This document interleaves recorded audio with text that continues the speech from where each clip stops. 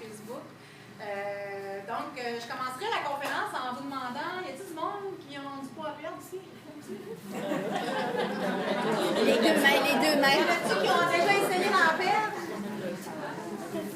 Y en a-t-il qui ont réussi? Oui. Quand même! Puis qui l'ont maintenu? Oui. Oups! Il y a comme un petit peu moins de mains, hein? Comment ça va? Y a-t-il quelqu'un ici qui pèse 122 livres? Y en a-tu dans la salle? 120? 122, entre 120 et 125, y en a-tu qui pèsent ça ici? Je l'ai déjà pesé, mais plus là. La personne qui pèse 120 livres? 132. 118? Là-dessus? Bon, ici. Combien vous pesez? C'est discret, hein, on aime ça dire ça. À peu près 118. À peu près 118. Ben, j'ai perdu, j'ai éliminé madame ici. J'ai éliminé madame. Je pense que c'est pas fait trop mal. En fait, j'ai perdu 122 livres. Donc, j'ai perdu à peu près l'équivalent d'une dame de 5 pieds 3, 5 pieds 4 avec un poids santé. Et avant que la question vienne, je l'ai perdu en à peu près 1 an et demi. Donc, en décembre 2012, j'ai décidé de changer ma vie. Puis, pour la Xème fois, là, depuis que j'ai fait mon premier régime à 13 ans, à peu près, mon premier régime yo-yo à 13 ans. Et puis, ça a continué comme ça pendant 20 et quelques années, mais je ne suis jamais arrivée à destination. Puis, à un moment donné, après 20 ans, si Google que ça, il me semble que j'ai réussi plein d'affaires dans ma vie. Là, je veux juste maigrir. Ça fait 20 ans que j'essaye de la même façon, puis ça ne marche pas. Fait que là, tu fais comme, ben ouais, de la même façon, hein, 20 ans. Ouais. Peut-être que tu serais de penser à une autre façon. Hein. De toute évidence, ça ne marche pas. Fait que c'est ça. Fait que je m'appelle Cynthia Morneau. Je suis venue vous parler de comment j'ai réussi à perdre du poids, principalement en changeant d'attitude.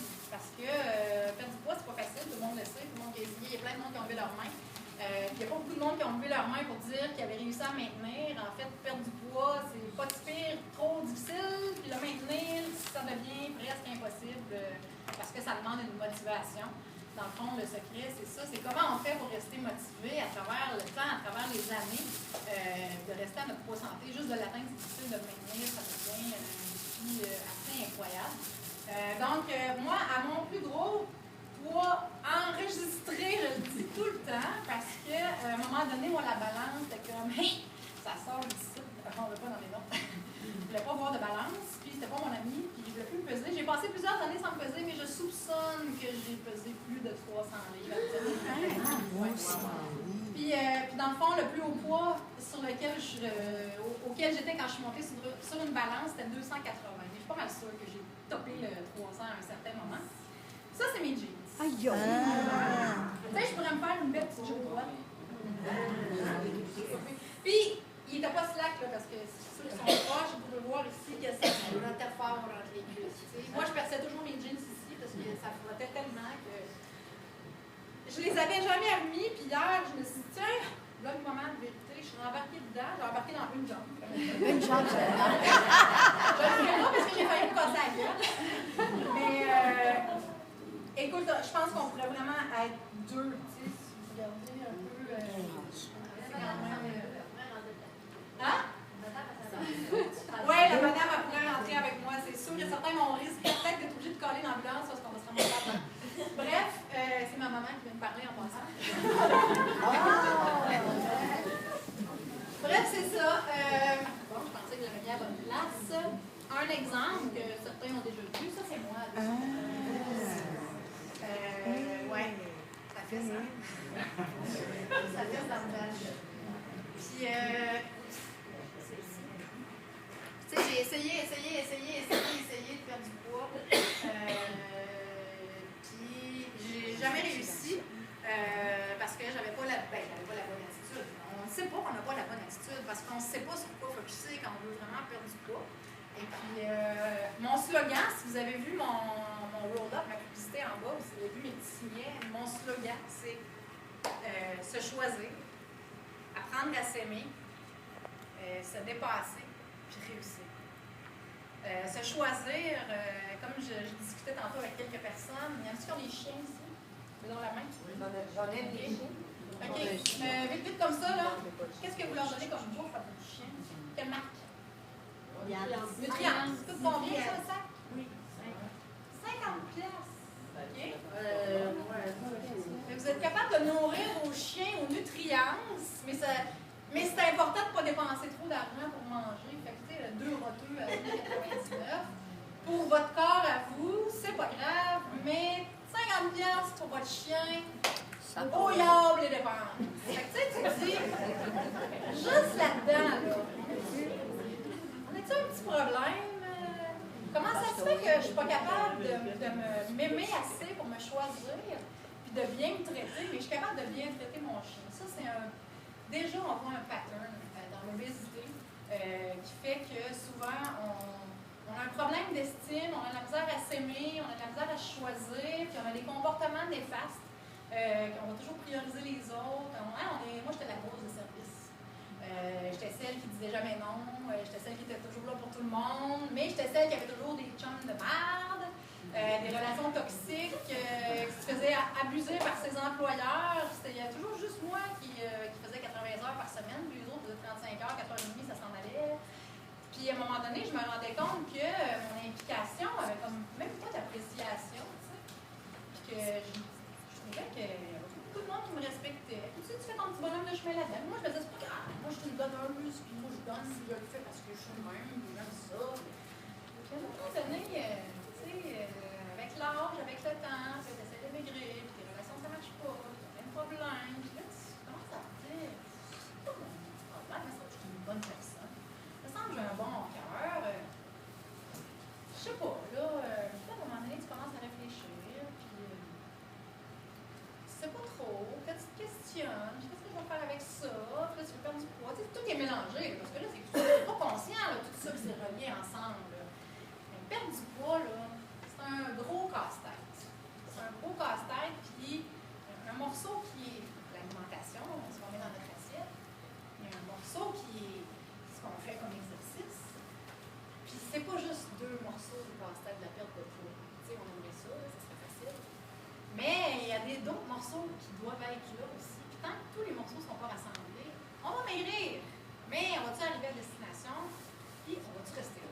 Ça, c'est la question. Puis les morceaux qui manquent, là, ben c'est ça. Il faut comprendre pourquoi je me suis rendue là.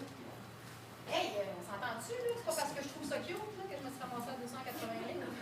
C'est pas parce que j'aime ça, ma vieille tradition, elle, à 90$ le jean. Tu sais, je veux dire, pourquoi? Pourquoi qu'on se rend là? Pourquoi qu'on développe des mécanismes? On est toujours dans la culpabilité. Puis là, hein, on connaît, moi ici, qui est connaît le petit pattern. On aime ça manger. Manger, c'est un plaisir, ça fait partie des sens. Donc, on aime ça manger, tout le monde aime ça manger. Puis notre société tourne autour de la bouffe.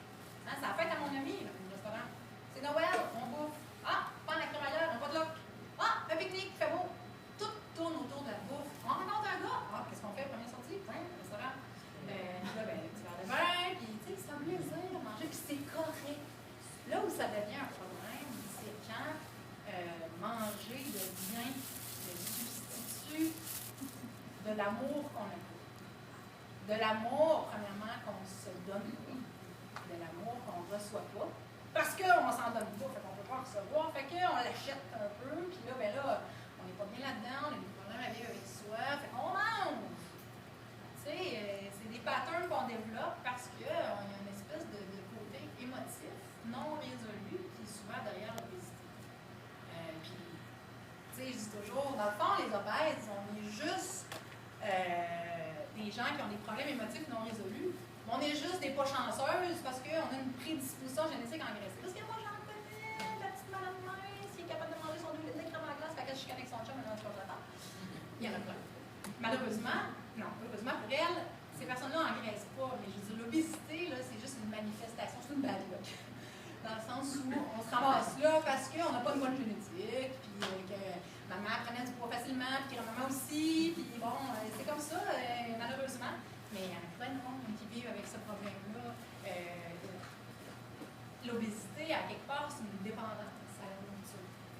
Comme il y a des dépendances à la cigarette. Moi, j'avais une jackpot, cigarette, nourriture, dépendance affective, je les avais quasiment toutes. J'avais pas le jeu compulsif, l'alcoolisme, puis la drogue, mais j'étais quand même bien partie. Tu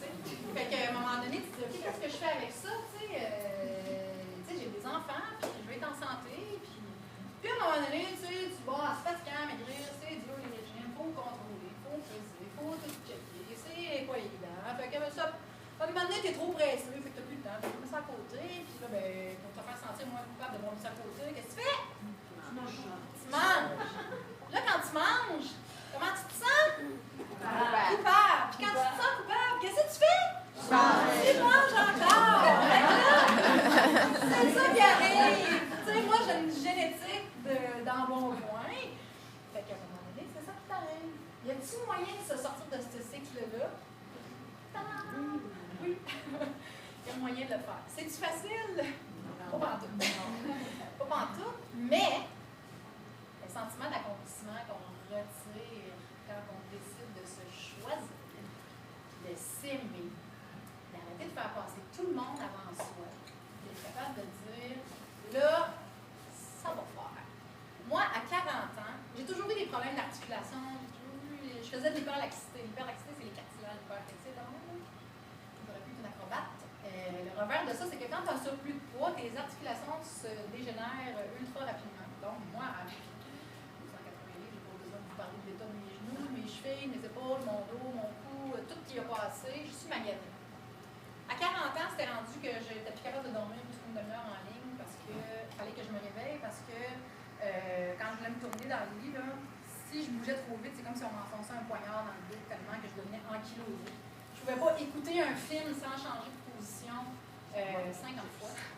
J'avais toujours mal partout. Je traînais ma carlingue, pas à peu près.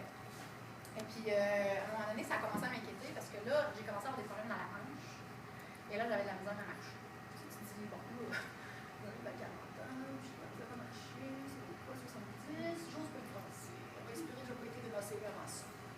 Déjà, d'avoir ces pensées-là, ça en dit long sur comment on se sent avec soi-même. Fait que j'ai consulté mon médecin. Le médecin m'a fait des tests, résonance magnétique, tout à prendre. Puis là, il m'a dit, écoute, ma belle, tu viens d'avoir 40 ans, puis là, tu as une dégénérescence de tes articulations importante à un point où si tu ne fais pas quelque chose, là, tu vas marcher avec une canne avant 50 ans, et le triporteur va suivre. N'importe qui me connaît ici dans la salle savent que je suis TDAH, hyperactive, avec 12 millions de projets. Ma vie est un tsunami. Je suis toujours à gauche puis à droite. Je suis active. J'ai toujours été active malgré mon obésité. J'ai toujours 12 000 projets, puis je dors 5 heures par nuit, puis c'est comme, wouh, ça y va mon affaire. Fait que là, je pense que le médecin m'aurait dit qu'il reste 2 mois à vivre, puis la claque n'aurait pas été plus forte. Fait que là, je me dis, bon, qu'est-ce que je fais avec ça? Excusez, je vais juste mettre ça en diaporama, parce que là, je sens que je ne lirai pas mes diapos partis comme je suis là, comme d'habitude. Tellement mode. Ceux qui me connaissent savent que je fais une vidéo de motivation à chaque semaine. En fait, j'ai documenté ma perte de poids sur YouTube pour m'obliger à ne pas me laisser tomber, comme j'ai fait à toutes les fois dans ma vie. Je me suis dit, allez, on va te faire ça public, man. Fait que, m'en l'air folle si j'abandonne. C'était comme, ça m'obligeait à ne pas me laisser tomber. Tu sais, tu dis, ben là, c'est un show live, là, fait que ça me tente pas que tout le monde que je croise me dise, ouais, t'as pas fait de vidéo, c'est tout. Il me semble que t'as engraissé. Je voulais pas vivre ça. Fait que c'était comme, pour moi, c'était pour m'obliger à ne pas me laisser tomber. Mais ça l'a évolué, cette affaire-là.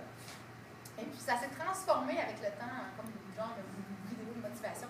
Moi, mon défi, en fait, comme là, aujourd'hui, c'est un vrai défi parce que dans le fond, j'ai 30 minutes pour vous parler, mais je pourrais vous parler jusqu'à mercredi après-midi, tu sais, sans pause, sans boire de verre d'eau, sans glisser.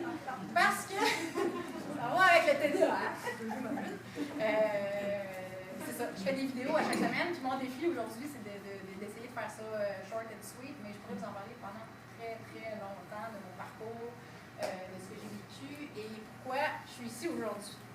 Moi, en cours de route, j'ai pris une décision. En fait, mon chirurgien m'a fortement amené à prendre une décision parce que là, j'ai pas donné mon régime. J'ai commencé à changer mes habitudes de vie. J'ai arrêté de fumer. Je fumais un paquet et demi de cigarettes par jour. Fait que ceux-là qui me disent là, que c'est impossible d'arrêter de fumer puis maigrir, ça se fait. Fait que j'ai arrêté de fumer, j'ai changé mes habitudes, j'ai commencé à faire de l'exercice. Je suis déménagée sur le bord de l'eau à Montréal, d'être proche de l'eau, d'être proche de la nature, parce que je me suis dit, je ne veux pas avoir de raison de ne pas faire de plein air, d'aller marcher à tous les jours. Fait que j'ai commencé à marcher le matin, j'ai changé mes habitudes, j'ai arrêté de manger des cochonneries, j'ai changé mes habitudes une à la fois. Ça, c'est quelque chose que je veux vraiment comme saisir, ceux qui veulent perdre du poids. Les affaires drastiques de yo-yo, de patente, de protéines, de produits, de petits pilules, de petits gnagnans, de plus manger, de se manger un œuf. Tu sais, il y avait eu un régime à un moment donné, cette espèce de régime de diabétique, là, genre tu mangeais un œuf, une toast à chaque fois, puis genre, tu voulais manger ta vie, là, tu regardais ton chum, t'avais quasiment envie de manger par la tête tellement que t'avais faim. Les affaires drastiques, là, je vous le confirme, après plus de 20 ans d'expérience, ça marche pas. Parce que l'être humain, comme je l'expliquais à certaines personnes tantôt, tu sais, la machine du corps humain est une belle machine très bien faite. Et dans les temps ancestraux, là, je reviens à l'époque des Cro-Magnons, l'homme a été fabriqué pour survivre. Dans le temps des Cro-Magnons, comment ils se nourrissaient? Il n'y avait pas de frigidaire, puis d'IGA, puis de Club 13, mais de sucre. L'homme, il chassait. C'est quoi? Il les tuait, puis il les mangeait. C'était le même que ça marchait. Il travaillait fort, il travaillait physiquement, puis il chassait, sauf que pendant l'hiver, il n'y avait rien à manger, il n'y avait pas de fruits, il n'y avait pas de légumes, puis les animaux allaient se cacher en brousse, puis c'était difficile.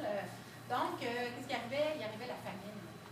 Donc, l'homme ne mangeait pas pendant très longtemps des fois, mais la machine étant bien faite pour assurer la survie humaine, la machine se met au repos, diminue son... Un peu comme, tu sais, quand tu roules à 140 en auto, là, on s'entend que tu gaspilles plus de gaz qu'à 90. Même principe. La machine du corps humain, probablement qu'ils ont fait l'auto sur le modèle du corps humain, je ne sais pas. Mais on est conditionné, en fait, pour survivre à une famine. Quand on se met dans un régime drastique, qu'est-ce qu'on fait? On met notre corps en famine. Donc, on se propulse dans un état métabolique qui fait qu'on va dépenser le minimum d'énergie possible et en conserver le maximum possible. Fait que vous mettez en mode de famine. Donc, tout ce que vous allez consommer, de gras ou de sucré, ça va aller où? Dans le popotin, dans le petit bourrelet ici. Donc, vous accumulez vos calories pour les prochaines famines. Tu sais, dans le fond, le corps essaie de survivre. Parce que le corps humain a une mémoire aussi, pas juste dans le cerveau, mais dans les cellules adipeuses. C'est que quand il y a une famine, pour se défendre, le corps, lui, il a déjà vécu une famine, puis il a déjà mis ça en réserve. Mais là, quand on va recommencer à manger, parce qu'à un moment donné, les petits régimes à 102 calories par jour, ça rend fou. Hein? Puis c'est pas pour rien quand on dit que moi, j'ai faim, je suis prête à tuer. Ben, c'est un peu de là de ce que c'est qu'on vient. T'sais. On était prêt à tuer. On a déjà tué pour manger l'être humain, depuis quelques générations, bien sûr.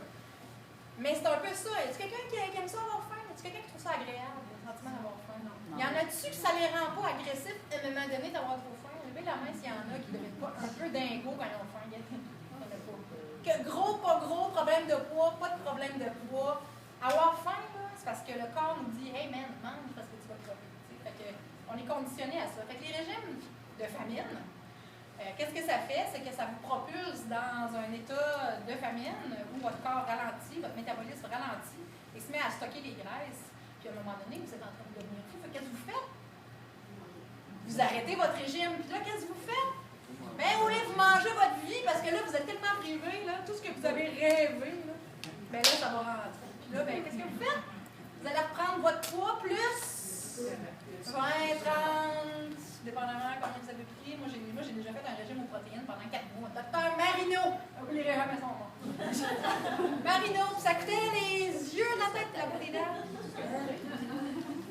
Puis j'ai fait ça 4 mois. J'avais perdu quelque chose comme 70 livres. Ça a fini avec des pierres sur les reins. On en a repris 120.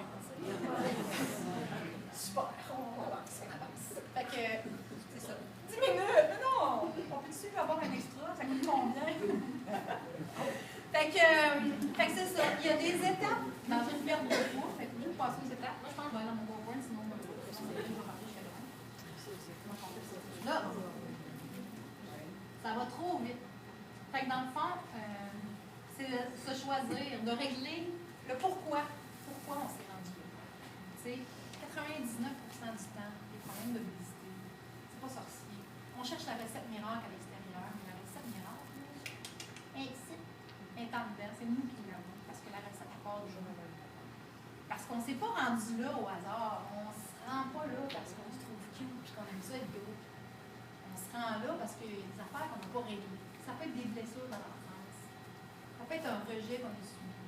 C'est peut-être parce que souvent ça vient de l'enfance, mais pas tout le temps. Des fois ça vient un petit peu plus tard. Des fois ça peut être l'accumulation de relations amoureuses de merde qui n'ont pas fonctionné. On était dans des relations toxiques. On était avec des gens qui nous ont fait croire comment on valait pas la peine d'être unis. Souvent ça se résume à ça. L'obésité, c'est un conflit entre la tête et le cœur. L'obésité, ça vient d'une souffrance. Puis souvent c'est une souffrance qui vient du fait qu'on a des rêves de ce qu'on veut de notre vie. Puis on a notre vie. Tu sais, comme disait John Lennon, là, la vie, là, c'est ce qui est en train de t'arriver pendant que toi, tu faisais d'autres plans. C'est un peu ça. Tout le monde est d'accord. Hein? Je suis sûre qu'il n'y a pas personne d'entre vous qui a un petit parcours rose, tranquille, qui s'en va comme ça en ligne droite, pas trop de problèmes. La vie, c'est pas facile en soi, tu sais. Sauf qu'on peut choisir comment on va la faire. Puis, à quelque part, le bonheur, c'est un peu un choix. Puis notre santé, c'est pas juste notre choix, c'est notre responsabilité. Puis à un moment donné, c'est se dire, stop. Je veux maigrir, je veux être en santé, je veux atteindre un poids santé. Mais plus que ça, je veux être bien. Si vous restez dans les considérations de l'ego, hein, le chiffre, ça balance, la taille de vêtements, puis de quoi j'ai l'air de miroir, puis est-ce que je corresponds aux standards qu'on m'impose sur Internet, photographie? Quand vous sortez de ça, puis que vous passez dans une optique de santé globale, j'ai envie d'être bien, dans une optique de bien-être, de vitalité, d'être bien avec soi. Et que vos objectifs, parce qu'il faut vous fixer des objectifs, il faut avoir un plan. Tu sais, on se fait un plan de retraite, Liberté 55, on se fait une liste d'épicerie pour aller à l'épicerie. Quand on va en voyage, on planifie notre itinéraire, on planifie nos excursions, on sait combien ça va nous coûter, on connaît notre budget. Comment ça qu'on est capable de le faire? Ce qui est important, c'est-à-dire soi-même. Il y a quelque chose qui nous rend malheureux, il y a quelque chose qui fait qu'on bouffe nos émotions, qu'on comble un vide. C'est quoi? Ça vient d'où? Vous voulez maigrir? On retourne au début. Qu'est-ce qui m'a amené là? Pourquoi je mange mes émotions? C'est parce que je m'ennuie. C'est quoi la cause? C'est quoi j'ai besoin? C'est quel besoin que je comble là-dedans? Quelle satisfaction ça m'apporte? C'est-tu parce que je me sens pas aimée? C'est-tu parce que je vis du rejet? C'est-tu parce que je suis trop stressée? C'est-tu parce que je suis fatiguée? C'est-tu parce que je suis pas heureuse avec mon chum? C'est-tu parce que je m'ennuie? C'est-tu parce que c'est juste une habitude que j'ai développée quand j'étais jeune? C'est quoi? Il faut trouver, il faut mettre le doigt sur le dos. C'est compliqué, puis ça ne l'est pas. Tu sais, souvent on voit ça comme la grosse montagne, mais je dis toujours aux gens que je suis, le mont Everest, là, il est gros en tabarouette, hein? Mais comment ça qu'il y a des milliers de personnes qui l'ont monté? À pied, là! En hélicoptère, à pied! Là, tu regardes ça, tu te dis, pas de bon sens. Bon, c'est un peu fou de faire ça. Mais il y a juste une façon de le faire, de monter le mont Everest à pied. La perte de poids, c'est la même chose. Arrêtez de vouloir perdre en 2 mois ce que vous avez pris 10 ans à gagner. À gagner, pas le gros prix, en tout cas. Mais, tu sais, on ne peut pas perdre 100 livres qu'on a pris en 20 ans en 2 mois. Ben oui, mais oui, c'est parce que ma soeur se marie au mois de juin. Oui, je m'en vais en vacances à Cuba à Noël. Mais ça, c'est des conditions de l'ego. Il faut sortir de ça et aller dans les options de santé. Il faut se choisir, il faut apprendre à s'aimer. Tant qu'on ne fait pas ce processus-là, voulez-vous que je batte? Tant qu'on ne fait pas ce processus-là, c'est pratiquement impossible de maintenir un gros santé. Parce que la raison pour laquelle on se bourre la face, qu'on mange, qu'on grignote, qu'on se satisfait par la bouffe, est toujours là. Tant que cette raison-là n'est pas résolue, on ne peut pas arrêter. Moi, j'ai fait une chirurgie bariatrique. Il y a une autre chose à laquelle je veux vous parler pour faire ça vite. Madame dérangée, là. 5 minutes! Non! Moi, j'ai choisi de faire une chirurgie bariatrique. Hein? Ça veut dire, ouais, c'est une brochage, l'estomac. Oui, c'est ça. En fait, je me suis fait enlever 80% de l'estomac. Parce que moi, là, je ne retournerai jamais. Puis je me suis donné les outils. Il y en a qui disent, Je faisais la méthode facile, toi. ah, ouais, OK. On passe une couple de jours ensemble, on va voir si ça n'est pas facile. Hein? Peux-tu me dire? Maud, qui est là, c'est quelqu'un qui me suit sur Facebook depuis ça va être 1 an. Okay. Quelqu'un qui a suivi la chirurgie bariatrique, elle aussi. Puis, j'ai connu 300 livres aussi. Ouais. Je porte fièrement mes 200. Puis, tu sais, on est là les deux pour témoigner que c'est les mêmes efforts. Il n'y a pas de méthode magique. C'est les mêmes efforts. Ça demande les mêmes efforts. Puis, tu sais, il faut choisir, il faut apprendre à dire non. Puis, moi, tout le monde me dit, comment tu fais pour dire non? Ben, va vous le montrer. J'ai le choix d'une pomme, ils sont bons, c'est ok. Moi, il est beau. Qu'est-ce que je fais pour dire non? Je l'ai là. Hey, c'est pas beau. Un beau du coquet. Ouais, vous n'auriez pas goût de le manger? Tu sais, quand t'as faim, t'es fatigué, t'es chicané de ton chum,